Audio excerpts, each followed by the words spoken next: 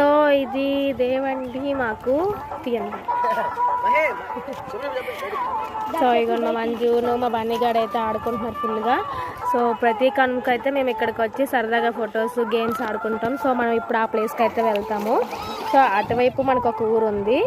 So మధ్యలో ఏర్ అనేది నాగావళి ఏర్ అనేది పాస్ అవుతుంది మనకి ఇక్కడ. సో చక్కగా ఆడుకుంటున్నారు మా అమ్మ అల్లుడు అందరూ.